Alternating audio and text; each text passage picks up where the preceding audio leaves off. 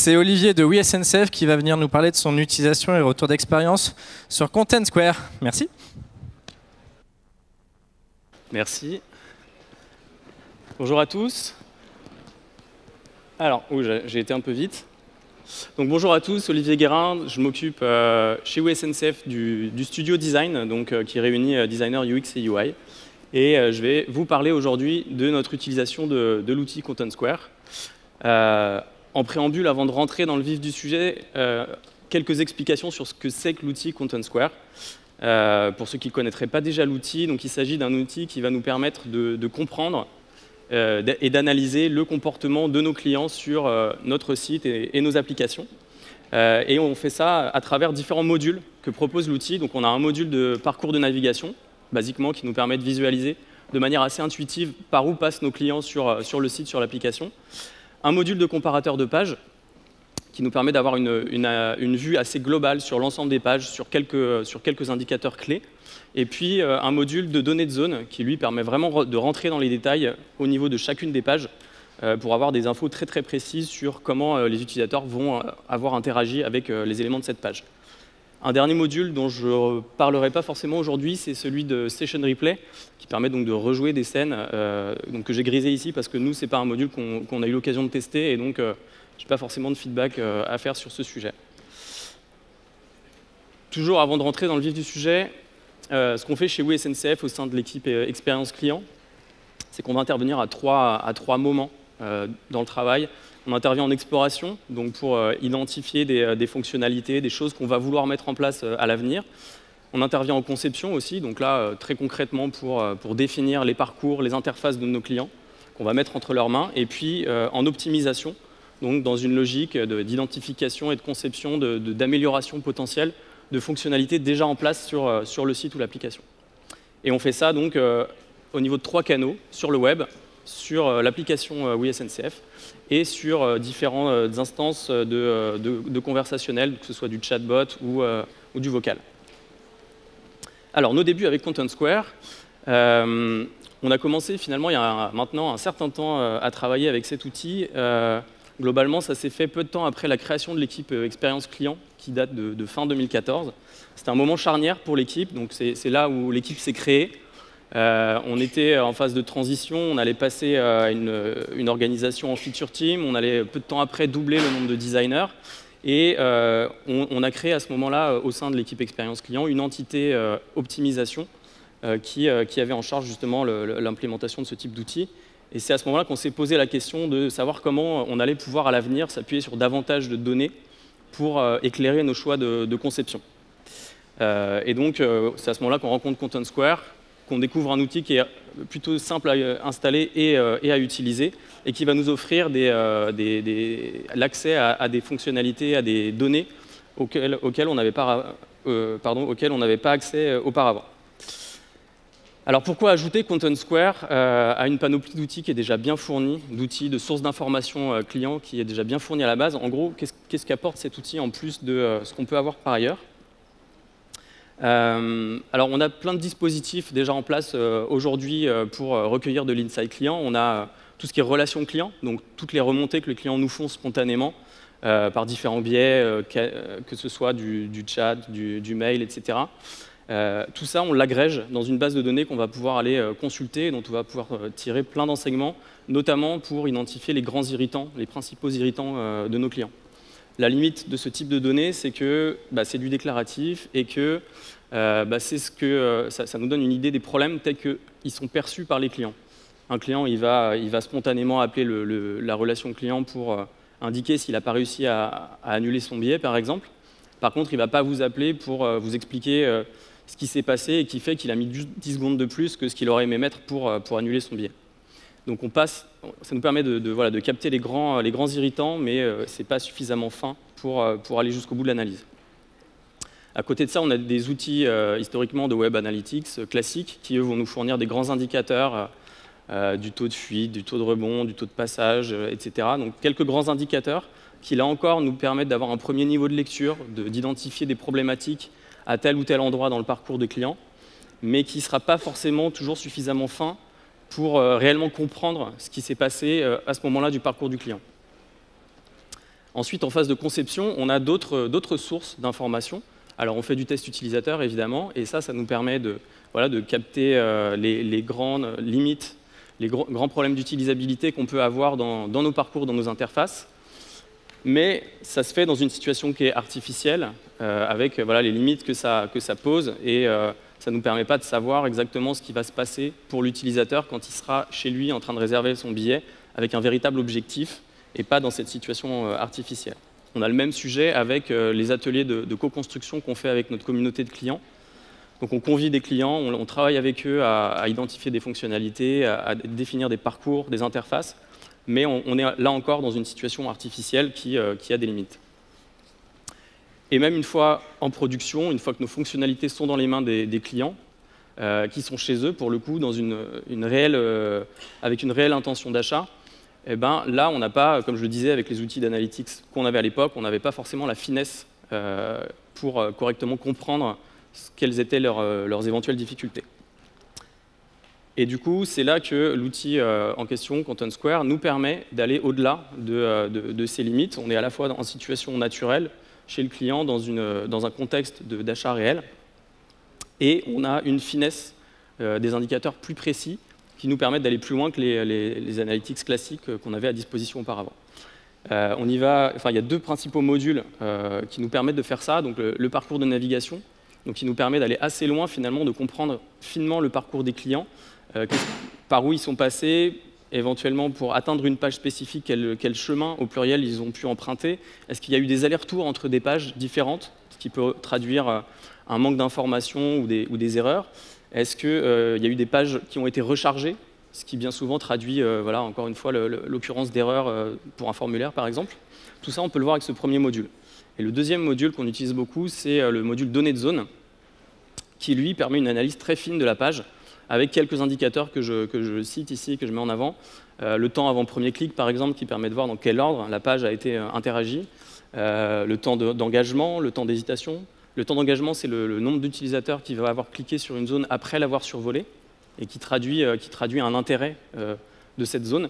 Voilà, on a tout un tas d'indicateurs comme ça qui sont assez précis et qui vont nous permettre de comprendre, ou en tout cas de faire des hypothèses assez fines sur ce qui s'est passé réellement dans l'utilisation de l'outil, de l'interface. Alors après, ce n'est pas un outil qui a vocation nécessairement à remplacer les autres outils ou dispositifs qu'on a par ailleurs, dont je vous ai parlé, puisqu'il a quand même quelques limites, deux principales selon moi. La première, c'est qu'il ne propose pas de vision business, comme on peut l'avoir avec un outil d'analytics type Adobe, comme ce qu'on utilise nous, puisque en fait, il y a une analyse qui est faite par page, et on ne va pas pouvoir voir, par exemple, on ne va pas pouvoir différencier finalement le parcours d'un utilisateur qui va être prêt à mettre 200 € dans son billet du parcours d'un utilisateur qui va être prêt à mettre seulement 20 €. Donc ça va rester le domaine d'autres outils qu'on a à disposition. Deuxième limite que je vois, c'est le manque de visibilité sur les éléments dynamiques des pages. En fait, l'outil permet de voir ce qui se passe sur une page fixe, on va dire, mais dès qu'on va avoir des pages type, je ne sais pas, sur une page d'après-vente chez nous, selon qu'on a acheté un aller simple ou un aller-retour, on va avoir des blocs qui vont se rajouter dans la page. Et dès qu'on est dans ce type de page, ça fausse un petit peu les données qu'on va pouvoir obtenir. Donc c'est à utiliser, mais dans un cadre bien compris, en tout cas, pour obtenir des résultats satisfaisants. Concrètement, maintenant, comment nous, on utilise l'outil, qu'est-ce qu'on en fait? Principalement, on a trois contextes d'utilisation principaux. La refonte de parcours, de pages. Donc l'idée, c'est de comprendre de manière aussi exhaustive que possible comment un parcours est fait et comment une page est utilisée, de manière à la refondre en profondeur. Un deuxième contexte qui est l'optimisation. Donc là, optimisation continue, ça me permet d'identifier et de comprendre des comportements anormaux, ou en tout cas que nous, on aimerait différents.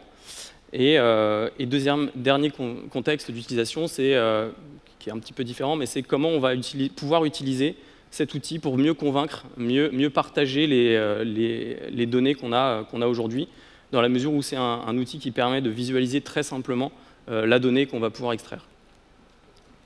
Je vais vous donner quelques exemples très concrets de l'utilisation. Donc sur la partie refonte d'une page, L'année dernière, on a refondu la fin du parcours d'achat, donc depuis la page panier jusqu'à la finalisation.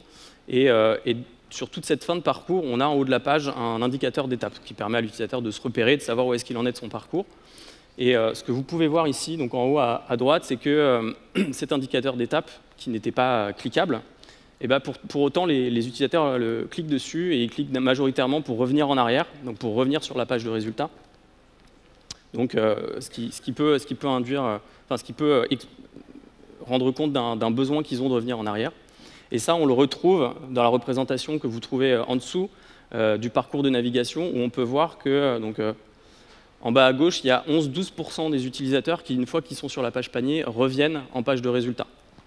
Ça, on peut le voir avec la représentation en bas à droite. Donc ces deux éléments mis bout à bout, ça nous amène à conclure que, un, les utilisateurs ont besoin de revenir en arrière une fois qu'ils sont en page panier, et deux, ils le font assez spontanément en utilisant cet élément graphique en haut de la page, qui pour autant n'est pas un élément cliquable. Du coup, ce qu'on a fait suite à ça, c'est qu'on a, dans le cadre de cette refonte, alors on n'a pas adressé le problème dans sa globalité, mais on a fait une première étape de refonte de cet élément graphique pour qu'il appelle moins au clic. Et ça, on voit que ça a été plutôt efficace puisqu'on a diminué par 2 notre taux de clic sur ces éléments-là. Après, on sait que notre prochaine étape, c'est de voir comment on va faciliter les retours en arrière depuis cette page panier vers la page de résultats, puisque les résultats qu'on observe ici sur Content Square, ils sont corrélés aussi avec du Kali qui nous fait dire qu'effectivement les utilisateurs vont utiliser cette page panier comme comparateur, aussi bien que comme étape de validation de leur achat. Deuxième use case, très concret toujours, l'optimisation en continu. Là, on a une page de résultats, et ce que vous avez en haut à droite, entouré en orange, c'est une zone d'accès au filtre. Et donc là, ce que vous pouvez voir, c'est qu'initialement, on avait un taux de clic extrêmement faible sur cette zone, qui était de 0,1%. Donc effectivement très faible. Pour autant, vous avez un autre indicateur en dessous qui est le taux de conversion par clic, qui montre que, donc là, qui est de 25%, qui est en fait plus important que le taux de conversion par clic qu'on peut avoir sur les résultats eux-mêmes de la page. Grosso modo, ce que ça veut dire, c'est que les gens qui vont filtrer vont mieux convertir que les autres. Donc à ce moment-là, on s'est demandé est-ce qu'on a atteint un plafond et finalement les gens qui avaient besoin de filtrer et pour qui c'est efficace, ben, voilà, ils l'ont fait mais ils sont peu nombreux, ou est-ce que simplement on a un problème de visibilité de notre élément. On a été chercher d'autres indicateurs pour analyser un peu plus finement tout ça, et ce qu'on peut voir, c'est qu'on a un taux de survol qui est faible, qui est à 2,2%, taux de survol qui est assez corrélé finalement à la visibilité de l'objet. Et par contre, on a un taux d'engagement qui est fort, c'est-à-dire qu'on a une personne sur 8 qui a survolé l'objet, qui a décidé de cliquer dessus après. Donc ça veut dire qu'on a clairement un objet qui n'est pas visible, mais qui suscite de l'intérêt, et que pour les rares personnes qui l'ont vu et qui décident de cliquer dessus, ça a un facteur qui est positif pour la conversion. Donc derrière, ce qu'on a fait, on a simplement mis en valeur nos filtres, on les a sortis en premier niveau de lecture, et on a multiplié notre taux de clic de manière assez importante. On est passé de 0,1% à 2,8%, avec un impact positif derrière sur la conversion au global. Dernier exemple, un petit peu atypique, celui-là, c'est le contexte, c'est comment on va convaincre par la donnée et comment l'outil ici nous permet d'aller mieux convaincre nos interlocuteurs. Sur notre page de coordonnées, donc celle qui est immédiatement après la page panier, on avait à l'époque une case à cocher de validation des conditions générales de vente. Et ce que vous pouvez voir ici, c'est que entre le taux de clic sur cette zone et le taux de clic sur la validation du formulaire lui-même, on avait 15 points d'écart. Ça veut dire très concrètement qu'en gros, entre la page panier et la page coordonnée, on avait une personne sur 5 qui générait une erreur parce qu'il avait oublié de cocher la case. Ça, on le savait un petit peu, on avait des retours quali, c'était un irritant client, mais jusqu'ici, on ne l'avait pas forcément matérialisé, quantifié. Et c'est grâce à l'outil et justement le fait de le montrer très factuellement qu'on a pu aller voir le juridique derrière qui faisait un petit peu barrage jusqu'ici pour faire évoluer ce comportement dans la page. C'est en leur montrant ces stats et en leur montrant que finalement on frustrait un client sur 5 qu'on a fait passer cette évolution. Donc on est passé par un A/B test, mais derrière du coup on a supprimé cette case à cocher. C'est le bouton qui fait validation, qui fait office de validation. Et derrière, on est à la fois meilleur en termes de frustration pour nos clients, et au passage, on a gagné en conversion. Alors, pour conclure, en quelques mots, Donc nous, on s'est lancé avec l'outil il y a maintenant 4 ans. Les premières années, c'était des années d'adoption, de diffusion de l'outil au sein de l'équipe. On a mis en place un programme de formation. Et du coup, l'outil, au terme de ces premières années, il a été vraiment adopté, identifié par les designers notamment, comme leur permettant de gagner en qualité sur leur reco, de convaincre, comme je viens de le montrer, et d'être plus à l'aise finalement avec les recommandations qu'on serait amené à faire. L'année dernière, ce qui s'est passé, c'est qu'on a diffusé l'outil au-delà de la direction de produit. À l'échelle de Oui SNCF, on a maintenant une centaine d'utilisateurs qui sont chez Produit, mais qui sont aussi au-delà. On a des chefs de produits côté relations clients, des chefs de projet côté relations clients, des chefs de produits côté business, qui vont utiliser l'outil pour aller estimer la valeur de leur page qu'eux contribuent. Et puis, on a étendu aussi le scope. On est passé du web uniquement à la partie applicative Android. Et puis également, on a testé un petit peu sur le conversationnel. Et enfin, on a profité d'évolutions fonctionnelles assez clés. Typiquement, le live zoning qui permet, à travers un plugin Chrome, d'avoir ces analyses en temps réel sur le site sans forcément aller dans l'outil Content Square. C'est un super outil pédagogique pour aller facilement montrer des données à nos interlocuteurs. Pour conclure, cette année, on continue à diffuser l'outil, toujours, au-delà même de Oui SNCF. On le diffuse aux autres entités du groupe e-Voyageurs, que sont l'application SNCF et l'international. Et à l'étude aussi des évolutions de l'outil qui vont aller nous permettre de contourner les limitations dont je parlais tout à l'heure. Il y a un POC interopérabilité avec notre outil d'analytics, Adobe Analytics. Et puis aussi au programme le tagage des éléments dynamiques de certaines de nos pages qui vont nous permettre de rendre l'outil plus pertinent. Et enfin, on continue à resserrer les liens avec l'équipe Content Square en travaillant plus étroitement avec eux. Récemment, on a construit comme ça un audit de l'application SNCF. Nous, on a apporté notre connaissance du produit, les éléments, les intuitions qu'on avait issues d'études Quali. Eux ont apporté leur expertise de la donnée et de l'analyse via l'outil. Et à travers ça, ce qu'on arrive à faire maintenant, c'est avoir des livrables qui montent en qualité, qui nous permettent d'avoir des recos plus fines, plus pertinentes que ce qu'on aurait pu faire chacun de notre côté. Donc ça, c'est aussi super précieux. Au-delà même de l'outil, c'est la collaboration qu'on arrive à mettre en place avec Content Square. Merci.